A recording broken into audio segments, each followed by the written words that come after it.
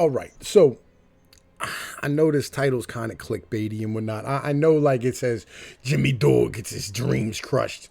But the truth of the matter is that y'all don't really click on nonsense unless it sounds like, motherfuckers are doing battle.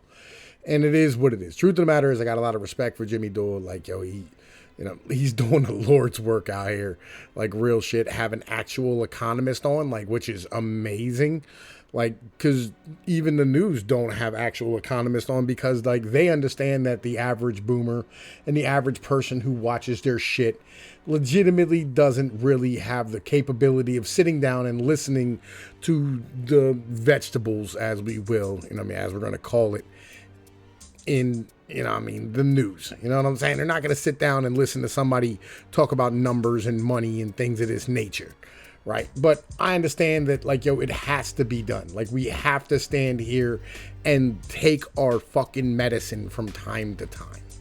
And he's doing the Lord's work, legit. So I wanted to get to this video where Jimmy Dore, who's a Medicare for all guy, a socialist type of dude, he's going to have his dreams crushed because he's going to come to the realization that we've all came to, that this country is fucking broke and that there's no way any of these things can actually fucking happen.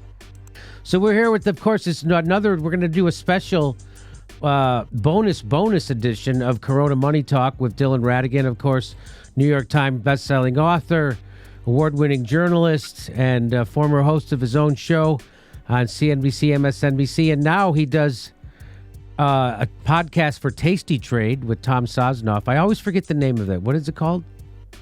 Truth or Skepticism. Truth or Skepticism over at tastytrade.com. I've applied a lot of skepticism to the current stimulus legislation. Not a lot of truth. Not a lot of truth. Not a lot of truth. All right, so let's get right to it, I say. Sure. So now, this article in Medium, and why don't the Umair Haq article? Yeah. How do you say his name? Mm-hmm. Umair Haq. Okay. So he wrote this article in Medium, and let me just. So I'm just going to go through some of it, and then we'll comment on it. And so he's talking about what the United States is going to look like after the Congress and the president is done screwing us through all these stimulus packages. After they impose an economic shutdown on every business, and then they rejigger the economy to screw everybody, except the very, very wealthy. And a lot of people are afraid. More than that, they actually provide a ton of resources to the very wealthy to accelerate their consolidation while simultaneously shutting down all the small businesses while keeping the targets of the world open, such that the future existence of small business is highly compromised, if not eliminated, for half of them, while the market share for the largest businesses is massively expanded as a government policy. Okay, so there's absolute truth in what Dylan Ratigan just said here. And by the way, I like Dylan Ratigan too. You know what I'm saying? It's not like I'm not a fan of both of these individuals, and he's not wrong. But I wanted to show why this is what it is, right? There's two reasons. One is the fact that Americans for a long time have come accustomed to the government providing them with safety, right? For instance, the FDA, the SEC, all these type of things where, like, they have all these consumer protections and they have all this type of stuff, which in turn has literally forced everybody to sit here and jump through hoops if you want to open a new business, or wants to jump through hoops if you want to stand here and expand your business or become better, like to get into a marketplace. So it ends up being that these large businesses are the only individuals who have the funding capability and the ability to pull out enough credit to sit here and, put in handicap bathrooms for everybody and have all the checks and things of this nature. Because, like, when we had the problem of where, everybody's like, oh man, there's no meat in the shelves. Well, we couldn't open up local butchers. And the reason we couldn't open up local butcher shops is because of the fact that, like, yo, you'd have to go through a year or two's worth of checks and nonsense and inspectors and bullshit and garbage and college courses. And this here is the reason why, small business in America isn't going to end up opening back up, because individuals don't have the funding to be able to, get back into the game as far as things are concerned. And secondly, the other reason why is because of boomers and retirement. All right. This is something that, we really have to have a conversation about, right? And this is something that needs to be brought up more often, and people aren't really looking at it for what it is. So the problem is that you have all these 401ks and things of this nature, and they're all invested in what's known as blue chip stocks. All right. Blue chip stocks are like Apple, Microsoft, Tesla, GE, GE up until recently, GM, big businesses, Toyota, things, whatever the case might be, right? They're invested in these giant mega corporate, Walmart, Target, that, they're not going to ever end up not being a company, right? And if, like, long before they are, you'll see it coming, and you'll end up standing here, being able to dump your trade early. And this is something that you have to have a conversation about, because there's $11 trillion in retirement assets sitting in these stocks. And that's why they're standing here bailing them out. Because if the baby boomers go to retire, you're going to end up having a problem of where they won't have any money to retire on. So what do you do? And you can't expand anything anymore, which we'll get into here in a minute, But I wanted to put this out here because I thought it was important that, we understand the whys and not just that it's happening. Because a lot of people will stand here and go to some conspiracy theory, the interdimensional space demons are they're out here spear cooking children and working with the NWO and, the Agenda 21 individuals at the UN to sit here and, to break down the small business owner because they want to make sure that you're all slaves. That's just not the case. All right. The truth of the matter is that it's a giant math problem, and they're finding out, now that, like, things are really, really bad, and they put it in like this, basically this coronavirus thing has put the jets on to all this nonsense. Right.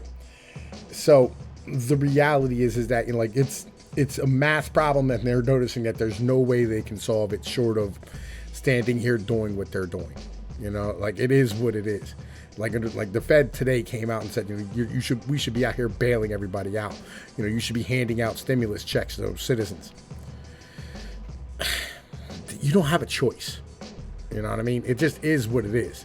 They're like, people are going to starve to death, and this economy is going to tank because, like, Keynesianism is ridiculous, and it doesn't make any sense to anybody because it's not logical. And it's not a long-term plan. And Keynesian only, if you read Keynes, you read Alfred Keynes, right? In his book, he sits there and says, you have to have manufacturing and export, and we don't. It is what it is. Anyway, all right, let's keep banging. And it's almost like if you were a sociopath and you took over a country, this is what you would do. That's right. It's not even almost like. So here's what. Or it would just be if you were partnered with the largest businesses to extract a country to its bone. This is what you would do. This is what you would do.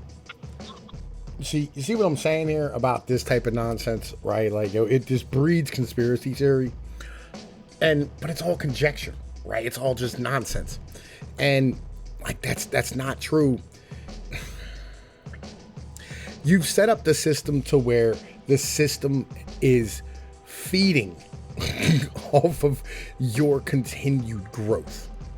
All right. And this is the problem. It requires infinite growth. And when you don't have infinite growth, you run into this paralyzing, holy fuck, if we don't keep going, shit is going to get fucking bad. This is the problem. It seems like, they're just extracting the wealth. No. What they're doing is that they're doing exactly what they're supposed to do. when you have a species in the animal kingdom that legitimately will just breed and eat until it fucking gets its fill, this is what happens. All right, they'll kill everything until there's nothing left to kill, and then it'll die or get smaller to the point where it balances out. And like it's supposed to ebb and flow. And 2008 should have eliminated a lot of these companies, but it didn't happen because we bailed everything the fuck out. And we have to stop doing this. And we have to be willing to have a conversation with the baby boomers and go, yo, look, you're not getting retirement. No one will ever again, because it doesn't fucking work. It's that simple. So it looks grim, and how grim is it? Well, this article is actually paints an even grimmer picture than I was, and I've been screaming how grim it's going to be. This is even grimmer than I thought, and so here it comes. Coronavirus, or more accurately, the lack of response to it, will probably finish off what's left of the American economy. America will end up a country with permanently lower levels of all of the following: employment, income, savings, trust, happiness, assets, and so forth. Permanent lower levels of all those things. May I just say, like, yo, any article legit that says, like, you're going to end up with a permanent lower level of happiness, it's kind of iffy to begin with, right? But, like, I don't know why he included this. Like, it's the dumbest shit ever.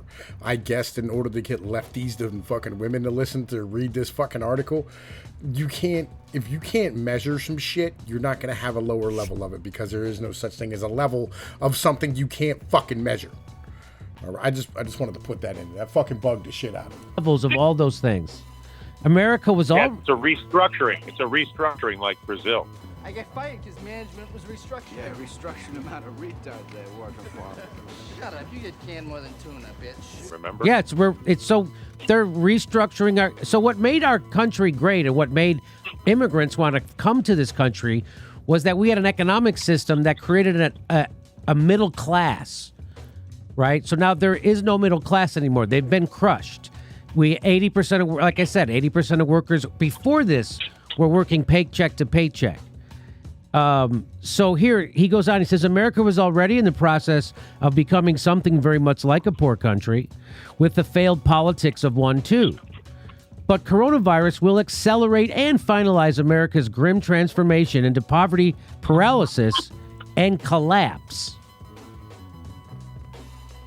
So he talks about the 5 things that are going to happen, these 5 consequences of what they're doing right now in Congress and with this coronavirus. He says, first, because waves of businesses have closed, the nature of unemployment changes. It goes from a short-term challenge to find work to a long-term lack of jobs.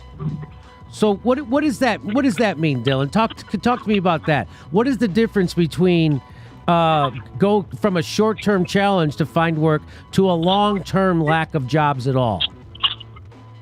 Well, again, when you have many enterprises, and remember, most jobs are created by not small businesses, but by new businesses.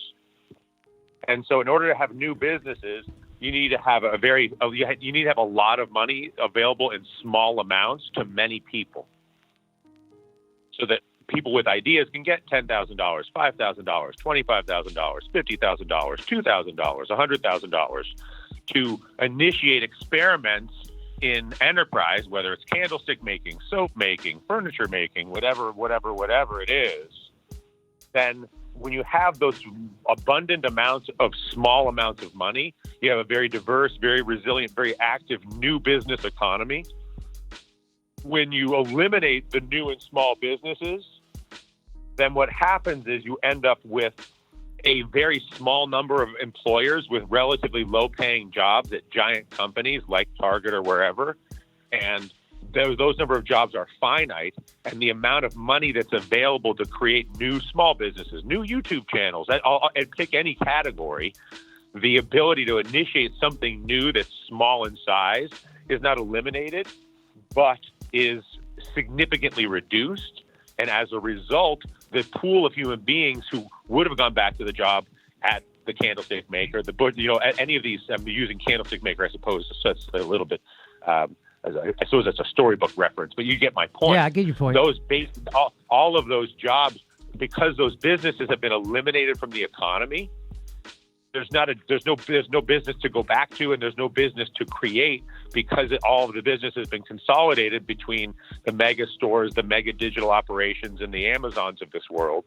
So it creates a much bigger pool of human beings who no longer can create a new business or create a new or secure a new job. Okay, so here's what's going on. All right, I'm gonna explain what happened to being able to get credit to start a new fucking business. That went from a lot of smaller operations, right? Local community banks, loan sharking, mobsters, just local residents, you know what I'm saying, who would give out loans, your family members, whatever the case might be, to the only place you could get a fucking loan was a large industrial bank, right? And the problem with the large industrial bank, you go back to the reasons why that large industrial bank has money is because of the fact that they're invested in by giant mutual funds. And giant mutual funds are able to sit here and go, yo, look, you're not going to invest in, Joe Blow's plumbing service or whatever the case might be, right? You're only going to invest in blue chip shit or shit that you're guaranteed you're going to get your money on, commercial warehouse real estate, things where like they know for sure these individuals are going to be able to pay them the fuck back. Right. And this is why you're having a hard time being able to get credit and being able to open a business and, having these type of things flow around. It's because of the fact that we have eliminated our community in the name of nationalizing everything. Right. It's the same bullshit arguments that they make for the reasons why we should sit here and have like fucking socialism on a national scale. Is that shit has translated to the business world where everything's on a fucking national scale now. Like when you think of, a fucking coffee shop, you most likely are thinking of Starbucks, right? Rather than thinking of your local fucking place. Like when you think of pizza, you probably think of Little Caesars or Domino's. Like here where I'm at, like we're still fucking fortunate. Like motherfuckers go Mercados, Zagardos, Roberto's, whatever, right? And just like a lot of places in Brooklyn's the same way. But like most of the rest of the nation is just 4 or 5 places that they all know, right? And this is the problem.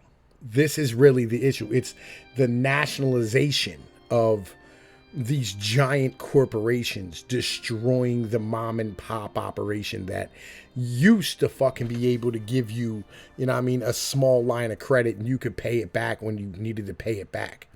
Right. And this is, they had a problem with that, mostly because like they were like, oh man, these motherfuckers here are out here breaking kneecaps to get their money back. And it caused crime and it caused, deaths and issues, where fucking people were getting their fucking businesses busted out. But on the same point, a lot of small businesses, this is how they started operating, and it's important to understand that like the same things that make you laugh will make you cry. It is what it is. And that's really what the deal is with what this guy's fucking saying. Because the mega businesses are optimized to limit the number of people first, and the number of people they employ, whether it's Walmart or somebody else, they're trying to do it with the lowest possible labor costs. So what you're saying is those businesses, those small businesses, they're not ever coming back. And so all the commerce that was taken up by those are going to be absorbed into large businesses, and so there will be a permanent high unemployment rate in America. That's right. Plus permanent high unemployment and no health care for those people, by the way. And no health care. Okay, so the next thing he says... Look, there was already permanent high unemployment, all right? Out of 350 million Americans, only 142 million work, okay? Legit. That's what it was before the coronavirus. It was like 140 million people out of 350 million. That's way less than half. Understand, the rest of these individuals, they, like, yeah, you have elderly, yeah, you have young, but the vast majority of them legit are just people who fucking, are on goddamn welfare, can't find a fucking job, and they're like, fuck it. They're permanently goddamn unemployed. Just being real about it. You know what I'm saying? That brings me to the second transformation. He talks about 5 transformations of our country's economy. He says, so the second transformation is depression reek. Economies grow permanently poorer. Yes, as in forever. That's already happening in America too. Yesterday's, if not great, but somewhat decent jobs were already being substituted away by the new gruesome gigs that modern-day American techno capital offers, driving an Uber, delivering an Instacart, selling a pallet on Amazon. But coronavirus has accelerated all that. So what does that mean? What does he mean by depressions reek, economies grow permanently poorer? Because, so think of it like this. When you have, let's say you have 20 kindergartners in a kindergarten class. If everybody in that class has a relatively similar amount of cookies, there are a lot of cookies between all those people that they can then exchange with each other for brownies or magnets or whatever the kids want to trade with each other. So now you have all these magnets and all these brownies and all these cookies and all these things that are going back between the kids because all the kids have some amount of currency to function with, being the currency of cookies, brownies, and magnets.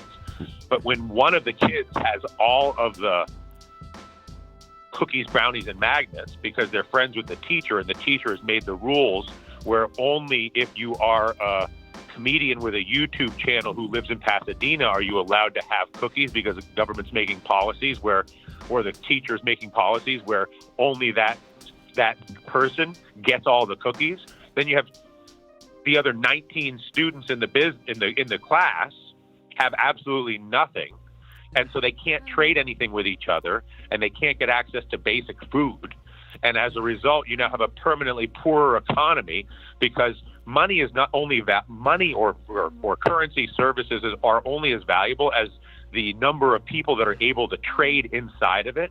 And as you eliminate huge sections of the economy from their ability to trade in the economy, then the overall economy loses structurally and permanently value. All right, look, man. I like your cookie analogy. All right, I really do. That was cute. Like, I'll be honest with you, that was cute.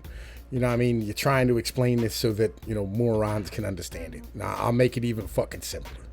It's really simple. Henry Ford said, look, I'm going to pay my people a good wage so that they're able to be customers of mine. All right? That's how an economy fucking works. You pay people a decent wage and then they're able to be consumers. It's that simple. All right? And you have manufacturing being fed by individuals who work. Okay? It's a really, really simple thing. Okay? That's basically the whole fucking kit and caboodle there.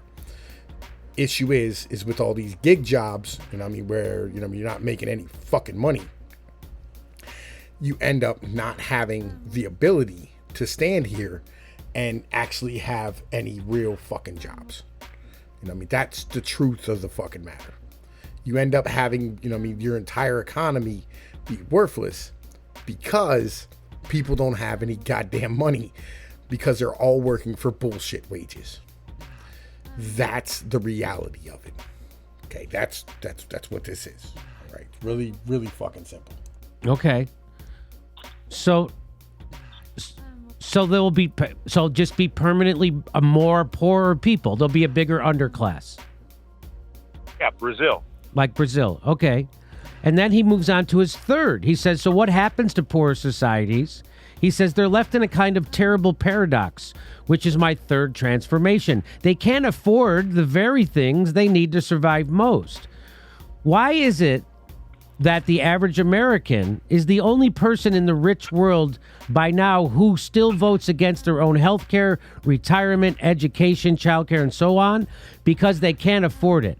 So what he's saying is most people in America are living on the margins right now anyway. And so when they hear a social program being proposed that they think will raise their taxes or cost them more money, they're instinctively and reflexively against it because they think they can't afford it.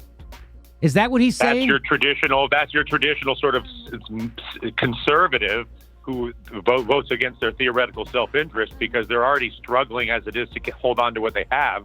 The last thing they want to do is see the government taking the last of what they have and giving it away. So what is he saying, that states are going to go bankrupt now, and so what they're going to have to do is raise taxes, which most people don't have the money to pay, so that they're going to now have to reduce services, right? That's right. So wow. Okay, so moving on. Whoa. Not moving on. We are not moving on from that point. All right. I think this is going to be like where, you know what I'm saying, Tom Pease is going to stand here and go, wow, man, like I just saw your face. I know what just happened to you. All right. You legitimately, all right, just had a dude tell you, an article tell you, and have a realization that the whole mentality that you've had for the past 4 years is completely fucking wrong. And by the way, like I've never really, like I've been trying to explain this to people, right? Legit. I really like the way Dylan Radican did that. I really do. You know what I mean? Explaining the conservative point of view. He said, that's the typical conservative point of view. He said, look, anytime you have somebody stand here and say they're going to take your money and give it to somebody else, they just go, no. All right? Because we're already struggling to feed ourselves as well. That is fucking this is why I love Jimmy Dore. This is why I love Jimmy Dore's show, right? I mean, I don't like most of like fucking, you know, the redheaded Placone dude, and I don't like that other cocksucker who's like, I lost my house, right? But I love Jimmy. You know what I'm saying? I think his wife's awesome. Like, honest to God, like she seems like the nicest person in the world. Fucking, I'm a fucking, you know what I mean? God bless her. You know what I mean? For all she does for him and shit. You know what I'm saying? Much respect, right? Steph Zaffarano, like she seems like an awesome person, you know what I mean, legit. But you know, and I bet she's a great teacher as well. You know what I mean? She seems like she would be an amazing fucking teacher. She would, you know what I mean, be the type of, you know what I mean, teacher I would want my kids to have. But in the meantime, sorry, man, like I just want to put that out there for anybody sitting here thinking I'm just hating on motherfuckers and shit. But yeah, so how do I put this? I love the way fucking Dylan Radigan put that, because these, like what he sat there and did is he said, yo, look, understand something. There's a reason that people act this way. It's not because they're racist or because they're bigots. It's because they're going, I don't want you taking my fucking money that I worked hard for and I had to like fucking fight my dick off to have myself, and steal it out of my fucking pocket and give it to somebody else when I'm barely getting by myself. When I'm not eating well. Like I'm barely I can't put my kids through college. You know what I'm saying? I can't stand here and give my children what I'd like to be able to give them. I can't stand here and, you know what I mean? Like I have to sit here and bust my ass and, you know, fucking make sure that everything I have is square just so like the man doesn't come and fucking smash me.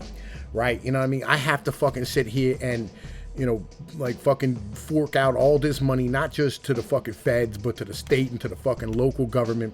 You know what I mean? I have to sit here and jump through all these hoops and take all this shit to get this little bit of change I got in my pockets. And you want to take fucking more of it.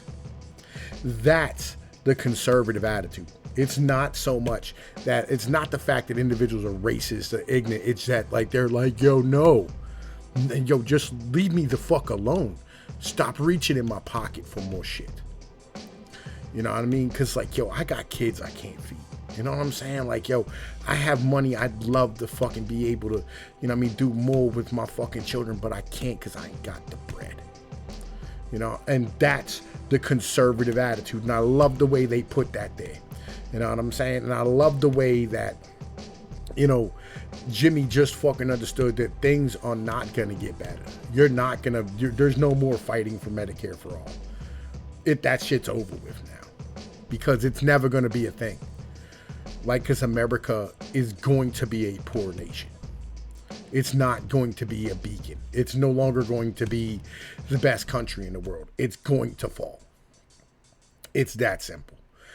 We can't even afford fucking retirement. But yo, let's finish this shit the fuck up real quick. America was already becoming too poor of a society to have functioning public goods like healthcare or retirement for all. And coronavirus is going to seal that fate. America will be poor now, far too poor to ever really make the transition to having decent public goods. Think of that full half of the American population who's now not employed. How exactly are they going to afford the higher taxes it takes to have a European or Canadian-style social contract? They struggled to before, and after coronavirus, it's going to be flatly impossible. Do you agree with that assessment? Of course, it's mathematical. When you remove the last of the basic resources and the basic tradable economy, which is all those small businesses, all those little services that go on, when you remove that from the economy, you eliminate the ability for any of those things to exist, and then by definition, you have a permanently impoverished underclass, which is what the Nancy Pelosi is really working to make sure happens. She really is. And he says, that brings me to my fourth transformation. As a result of the Depression, an economy's whole structure tends to change as groups, classes, and segments.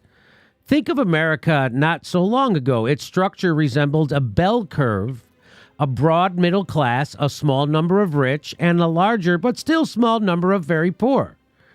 And then around 2010, for the first time, America's middle class became a minority.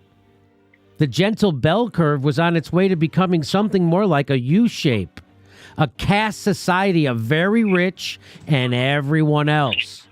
The imploded middle and the old working class who became the left behinds, all of whom became the new poor, that 80%, that's the 80% living paycheck to paycheck. Coronavirus will accelerate that change too. America's already dying middle class and working class will finally crumble and coalesce into one vast, permanent underclass. America will have effectively a massive pool of something very much like easily algorithmically exploited techno-feudal neo-serfs. That's quite a phrase. People who've reverted to servitude to make a living.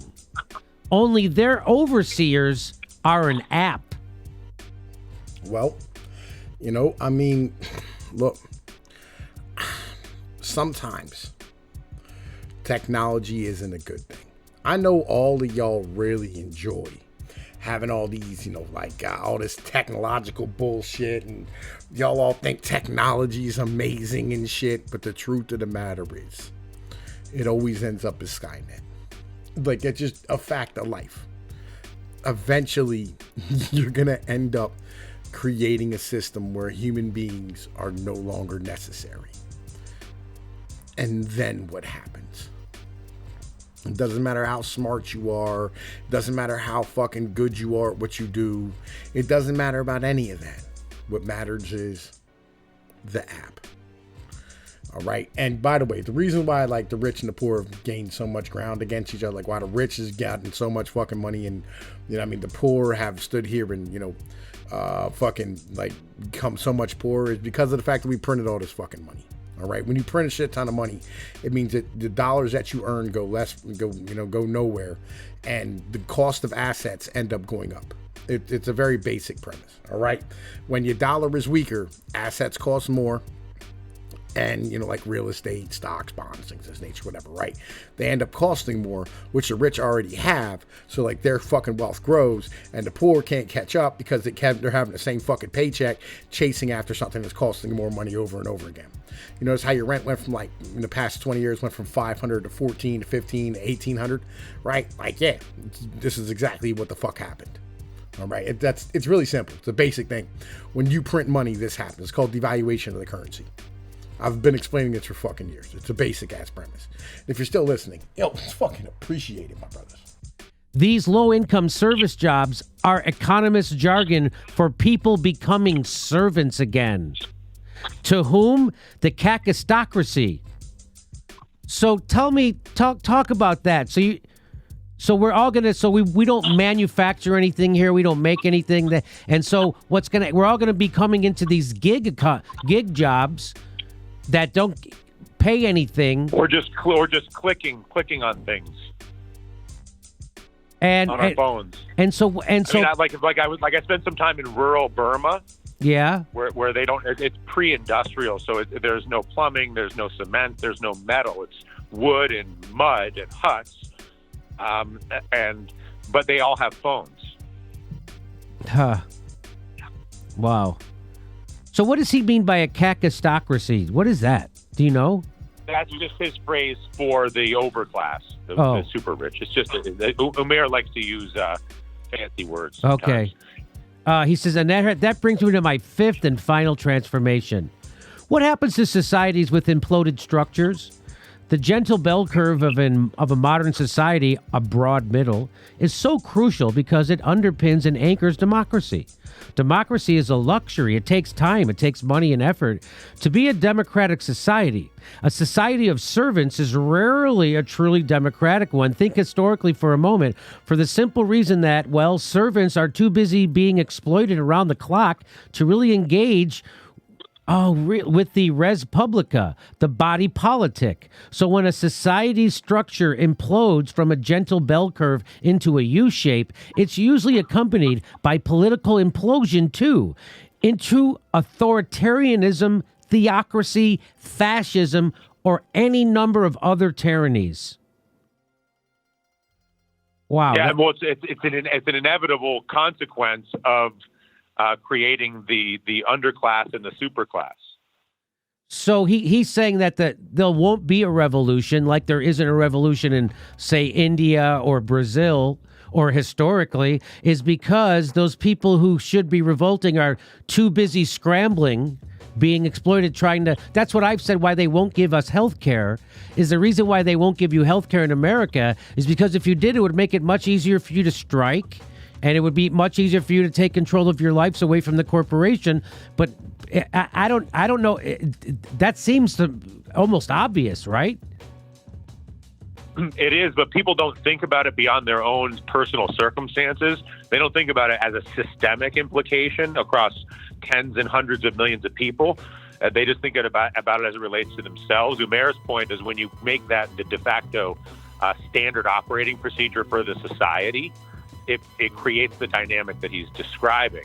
And then by the time people do try to protest, power has been so richly consolidated that they can simply kill the protesters, as countries like China might and have and do. Well, here's the thing, right? Legit. And they go on to say you should, be like the yellow vest and have fucking protest every day or whatever, every weekend. And everybody meets up and, you all hang out and protest, which honestly, I don't think having a community, is a bad thing, in any way, shape or form. But on the same point, standing here and protesting in that manner is not the way it needs to be done. What you should protest for is for your government to let up restrictions, right? And not do things for you, but stop doing things for you. And this is really the problem that we run into, is that individuals like, Jimmy Dore and whatever, they don't understand that you're much better off, legitimately, if the government stops helping. Because if the government stops protecting you or protecting everybody else from you or protecting, you from the fucking corporations and the businesses, whatever the case might be, you would end up having the ability to take care of yourself, right? Like, for instance, my local city, I'll give you, two or actually four examples in my city, right? Where they had a city garden, okay? Where, the poor neighborhood, they all went and planted gardens, you know what I'm saying? It was in a plot of land that was from some knocked down houses or whatever. And they got all the bricks and the rocks out and they tilled the land, and they fucking fertilized it. And then they started growing vegetables for themselves. And because Like local gangbangers came through and were like doing drug deals there or whatever, and were like fuck stashing guns and coke or whatever the case might be. They bulldozed the fucking gardens. And you go, hang on a minute, hang on a minute, hang on a minute, hang on a minute. So what you're saying is that the problem isn't the drug dealers, the problem's the garden. This is where, like, yo, you need to have a conversation, right? Legit. This is where you need to, like, stand here and go, you know, the government's the issue. Because, like, right now, you could be feeding yourself. You could be not having to worry about not having a grocery store because, fuck, you could have had canned goods over the winter. You could have had, you know what I mean, shit that you did yourself. There was another example where out in the island in the river where we live at, all right, there's these big fucking islands. This river's like 1.5 miles wide, you know, some shit like that. And like on some of the islands that are in the middle of the river, people went and built fucking houses, right? And, you know, they live there in the summertime. You know what I mean? No fucking bullshit, no cops, no garbage, no fucking harassment. Everybody just hangs out and drinks. There's no crime. You know what I mean? It's all white people, whatever. You know, it's like some, you know, not suburbanite white people, but like rednecks, right? And they all just kind of hang out. Well, they got tired of these individuals having these places that were assets and not paying taxes on them. So they went and bulldozed all the fucking houses. Now, if you lost your house, right, because this shit happened, you could have went to the fucking island and been cool and fished and fed your fucking self and not had to worry about the government. These are the things that I'm talking about, right? You know, they had like a fucking tent city pop up down underneath of the one bridge, right? And, you know, I mean, after the 2008 collapse happened, you know, and all these people lost their houses, whatever the case might be, so, and lost their jobs. So they ended up, you know, just going and living inside of these fucking tents. Well, the city, again, went through with the fucking bulldozers and just pushed all that shit into the goddamn river. And you just go like, yo, man, listen, real shit. You need the government to get out of the fucking way. All right. So that you can start over from scratch. And I've said this 1,000 times, like, you know what I mean? Like places like Detroit and Camden and, you know, all these places that used to have huge businesses in them, like Campbell Soup was in Camden, Detroit, used to have all the big 3 auto manufacturers. And, you know, places like Chicago had all those auto manufacturers. And, you know, Ohio with Lordstown and Cleveland and Cincinnati and all these places that used to have massive amounts of, you know, steel and, you know, whatever, you know, I mean, was running through there and oil and shit. You know, they needed to start over, right? They didn't need to switch to something new. They needed to start over, right? But the problem is that the governments refused to let go of their power and refused to let go of those tax dollars and refused to allow these individuals to stand here and survive without them. Because you could and because you can. You need to get rid of the fucking police. Get rid, all right, of your local building inspectors. People need to be able to take care of themselves. You can't continue to have a rich mentality when you're poor, okay? Like, for instance, you're not able to afford the luxury of not knowing how to fix your car if it breaks down on the side of the road in the middle of the desert. You should be able to fucking fix it at that point. Because if there's no one there to help you, you're fucked. You understand what I'm saying? Right? And like, yo, not knowing how to fix your car is cool if you're never going to go to the desert. If you're never going to go out into the mountains where there's no reception on your cell phone for somebody to come help you. Right? Not knowing how to swim is cool if you're never going to be in the ocean. But here's the bitch. The moment you end up in the goddamn ocean, the moment you end up in the desert, the moment you end up in the mountains, you better know how to get by. You better fucking stand here and have the ability to do so. And here's the bitch, is we've all been thrown into the mountains at this point. By this analogy. You know what I'm saying? We've all been thrown into the level of where we're going to have to get by again. We're going to have to survive on our own again. And we're going to have to rebuild from the bottom up. And you're not going to be able to do that as long as the state, local, and federal governments continue to fucking stand here and treat us the same way they did when shit was good in the 1950s. We're not the world's only manufacturer of goods anymore. We're not, you know, I mean, the sole country in the world where everybody's coming to get their shit from. We're just not. We're America. All right? We're the United States of America. We're a constitutional republic. It's not a democracy. And democracy needs to go the way of the dodo bird as well. Like, yo, you have to get back to community. You have to get back to doing for yourself and being a family and building yourself up from the ground up and building your community from the ground up. Schools need to go the way of the dinosaur as well. Like, everything needs to go. There's nothing we can keep from this fucking society right now.